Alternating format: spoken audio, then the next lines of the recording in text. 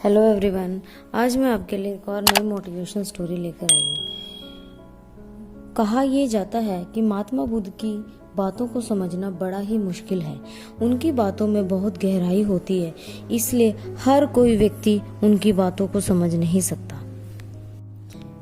आज मैं आपके लिए एक ऐसी कहानी लेकर आई हूँ जो महात्मा बुद्ध के जीवन में घटी थी।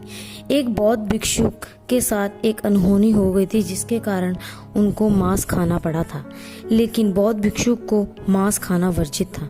चलिए शुरू करते हैं अपनी स्टोरी। जब गौतम बुद्ध के पास कोई भी शिष्य भिक्षुक बनने आता, उनमें से ज्यादा लोग मांस खाने वाले थे।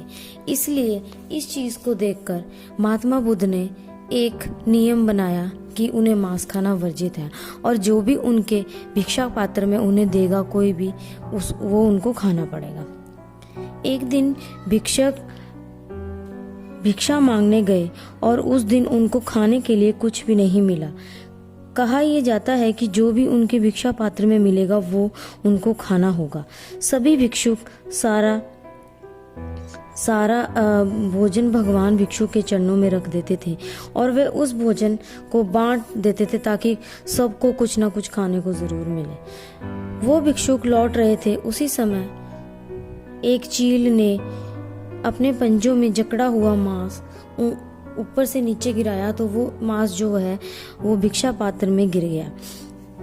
तो वो भिक्षुक सोचने लगे कि हमारे तो भिक्षा पात्र में मांस के टुकड़े गिर गए, अब हमें तो मांस खाना वर्जित है, तो हम ये मांस नहीं खा सकते। तो वो भिक्षुक बड़े धर्म संकट में फंस गए कि अब क्या किया जाए। तो वो भगवान भिक्षुक के पास जाते हैं और उन्हें कहते हैं कि हम क्या करें, आपने एक नियम बनाया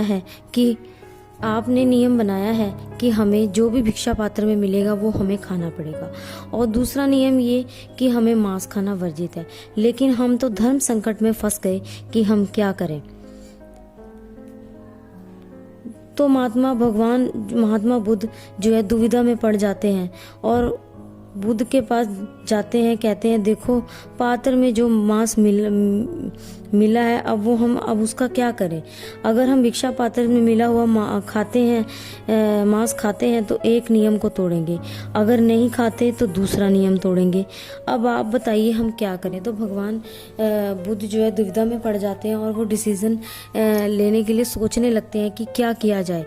आगे आने वाले उस टाइम में ऐसा 1% घटित हो सकता है कि इस तरह की सिचुएशन हो। तो इस सिचुएशन में महात्मा बुद्ध ने बहुत विचार किया और उन्हें कहा कि तुम ये मांस खा सकते हो, क्योंकि तुमने अपने भूख मिटाने के लिए किसी का भी शिकार या हत्या नहीं की है, इसलिए तुम ये मांस खा सकते हो। तुमने क्योंकि कोई भी हिंसा नहीं की है अपने भूख को बुझाने के लिए, इसलिए तुम ये मांस का सेवन कर सकते हो। इसलिए कहा जाता है कि जो भगवान बुद्ध के विचार हैं वो हर कोई इंसान नहीं समझ सकता, क्योंकि महात्मा बुद्ध जो है अपने विचारों को इस तरह गहराई में जाकर सोचते हैं। वो प्रेजेंट को लेके आगे फ्यूचर के बारे में भी सोचते हैं। आई होप आपको ये स्टोरी अच्छी लगी होगी। Thank you so much.